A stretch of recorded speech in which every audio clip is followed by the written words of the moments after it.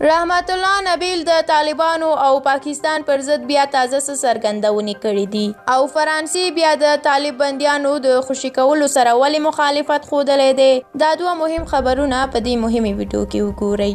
د افغانستان د ملي امنیت پخوانی رئیس رحمت الله نبیل ویلي دي چې طالبانو ګڼ اسیر افغان کمانډو ځواکونه او د ملي اردو سرتیري پاکستان ته سپارلي دي. رحمت الله نبیل ازادۍ راډیو سره په مرکه کې ویلي چې طالبانو دغه 9 نوي کمانډو او 22 د ملي اردو سرتیري پاکستان ته سپارلي او دا مهال هغوی سره په کوهاټ زندان کې بندیان دي.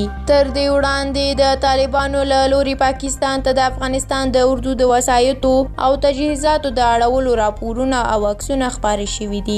خو دا لومړی ځل دی چې د افغانستان د امنیتي او دفاعي ځواکونو د اسیرانو د سپارلو راز افشا کیږي. خلک غوښتنه کوي چې د طالب بندیانو د خوشي کولو په لړ کې باید د دغو افغان ځواکونو د خوشي کولو شرط هم مطرح شي او له نړیوالو مراجعو څخه غوښتنه وشي چې پاکستان دغه سرتیري آزاد کړي. تر اوسه حکومت د رحمت الله نبیل د دغې ادعا په اړه څه نه دي ویلي.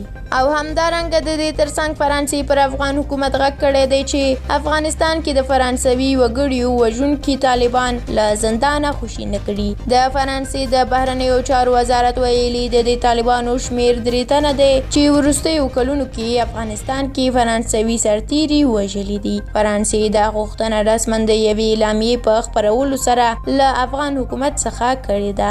تر دې وړاندې د بهرنیو چارو سرپرست وزیر محمد حنیف اتمر هم ویلي و چې د 400 طالب بندیانو په خوشي کولو ځینې بهرني هیوادونه هم ملاحظه لري چې ښایي یو هغه همدا فرانسوي. بلخوا بیا افغان حکومت تازه د هغوی 400 طالب بندیانو د خوشي کولو پروسه شروع کړې چې لوی جرګې ورته صلاحیت ورکړی و.